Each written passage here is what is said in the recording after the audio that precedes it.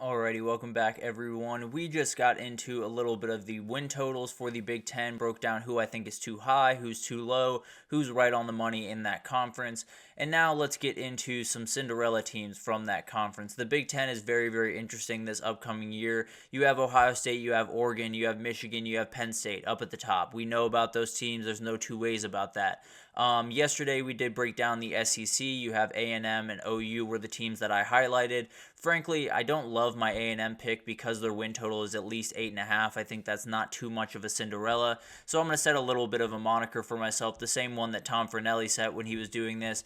The win total has to be 7.5 or lower. That's just going to be the rule going forward. I feel like that's the right way to go about business. If that was the rule for the SEC, I likely would have gone Auburn in that place, but that's beside the point at this point. But let's get to the two teams I have for the Big Ten, and I think for me, it starts with Nebraska. I think this team is so fascinating. Matt Rule going into year two. In year two at Temple, he won 4 more games than he did in year one. In year two at Baylor, he won 6 more games than he did in year one. So if he follows that trend, he's winning 10 games this upcoming year. Now, I'm not necessarily saying he will, but this team is going to be good. They're going to have the ability to possibly do that. I think Dylan Raiola is obviously got the weight of the entire Cornhusker Nation on his shoulders. There's no two ways about that. This team is under a ton of pressure, and he's likely number one on that list. When you're the quarterback of a team that has been out of, favor for quite some time, when your dad's on the roster or when your dad's on the coaching staff, when he came to the school, when a lot of stuff is being put on you to be the savior of this program, it's going to be a lot of pressure, but he has plenty to work with. The wide receiver group is a really fun one over there. You have Jamal Banks coming over from Wake Forest. You have Isaiah Nair.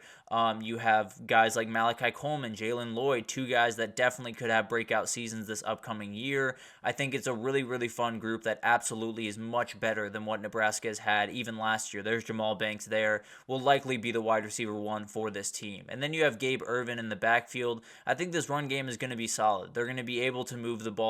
The offensive line returns 3 starters, also adds Micah Mazuka from Florida, who's an absolute big boy. He's going to be able to eat up a ton of space, definitely be a good run blocker, and help out this offensive line. So I think they're going to be able to get pushed against most of the defensive lines they're going to face in the conference. There are a couple that are going to be really hard to push off the ball, the Michigan, Oregon, Ohio States of the world. But at the end of the day, this is going to be a really solid offensive line, and that's obviously going to help with the run game and help with Dylan Raiola being who he can be, which I think is a really, really good player.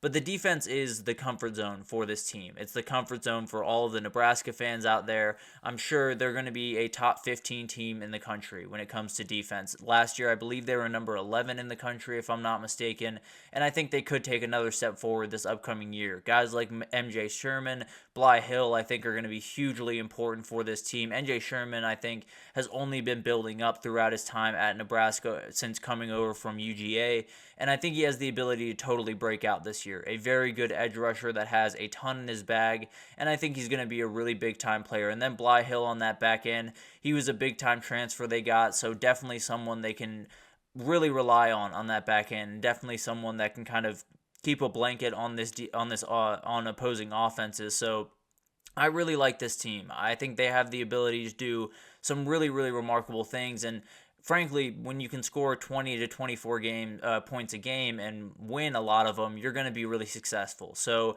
having guys like MJ Sherman, having Bly Hill, having tons of returning starters on this defense in general is going to be a huge help to this team, and will definitely add a layer to this team that people might not be ready for, frankly. It's a very, very fascinating team, and I think with Matt Rule at the helm, you're going to get good coaching. I think as long as Dylan Raiola comes along and is the player that a lot of people expect him to be, you're going to have a really fun season. Now, I think there could be some, up and down points with Dylan Raiola, and he could struggle a little bit, but when you have that defense behind you that's going to help him out, I think it's going to be hugely helpful for his success. So it's a fascinating team. I think everyone's kind of circling them in the back of their mind, but I think they're going to be really good, frankly, and I think they have the ability to not only make noise in this conference, but maybe even get to Indy if the cards fall right and they're able to play the right amount of or the right football at the right time. So I think this is a really good team. I think they have the ability to play with pretty much anyone in the conference. But the other team that I want to highlight is a little bit more off the beaten path, but still a very good team in my mind, and that's Wisconsin. I think this team has the ability under year two, again, under Luke Fickell, a new coach coming in, like Matt Rule into the Big Ten a year ago. They're going to get, not a lot of talk. Let's just be totally honest. They're not necessarily the most interesting team in the Big Ten when it comes to this upcoming year. Everyone's going to talk about Oregon and USC and Washington coming in. They're going to talk about Ohio State and Michigan and Penn State up at the top. And Wisconsin just kind of play their game. And I think for everything for this team starts with Tyler Van Dyke. I think we all understand that. He's lost pretty much every single believer that he had when he was at Miami.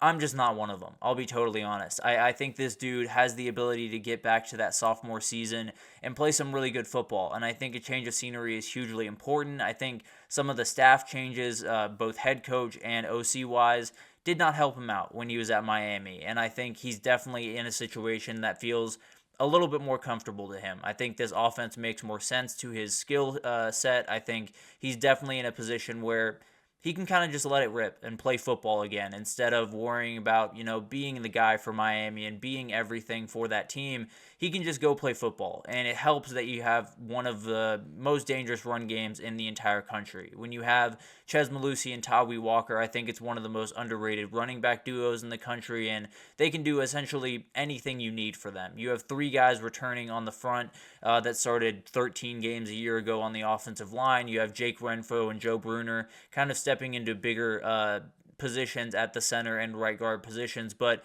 as long as no injuries happen on this offensive line, they're going to be solid. Now, if you do have a couple of guys that go down, it doesn't sound like they're too confident in their depth over there in Madison, so definitely a little bit of worry there. You're going to have to kind of fight an uphill battle there and hope that everyone stays upright, because if they don't, this could be a little bit tough of a season. And then you get into the defense. It starts with Hunter Wohler. This guy is an absolute beast. He's one of the best safeties in the entire country this upcoming year, with a lot of good safeties in this country. When you talk about Malachi Starks, Caleb Downs, Xavier Watts over at Notre Dame, there's tons of really, really good players. Hunter is right there with all of them. He's really, really incredible. And then you bring in someone like Tackett Curtis from USC, who didn't get to play too much in the spring because he was recovering from an injury, but I think he's going to be a fantastic player for them. I think he's going to be huge in the middle of that defense for not only 2024, but multiple years to come down the road. And then you have Leon Lowry coming in, absolutely huge at linebacker, has been great throughout spring and definitely someone they love over there.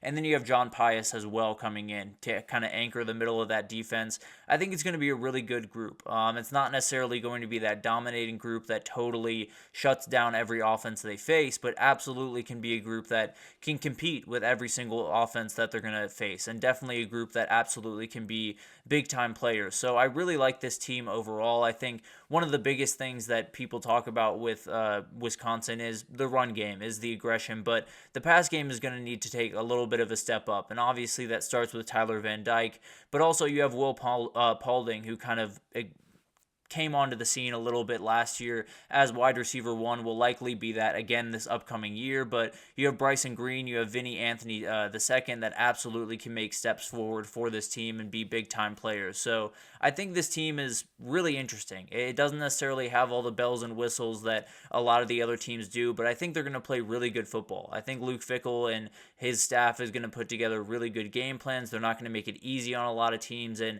definitely will be a very interesting group to watch. So there's still some other teams that I'm watching in the Big Ten. Iowa, USC are two other teams that I think are going to be really interesting. If Iowa can figure out that offense, if USC can figure out that defense, it's going to be fascinating to watch those two teams develop. And then, there's a ton of other teams that absolutely will have plenty to say, but those are my two picks for Cinderella watch in the Big Ten. We'll do the Big 12 tomorrow, but we're going to take our final break here. When we come back, we're going to talk about the top 10 domino players in the upcoming season. These are the players that not only will have effect in their team, but could have effect with the conference and college football and the playoff and everything in between. So I want to break down those players as I see it right after this, so stick with us.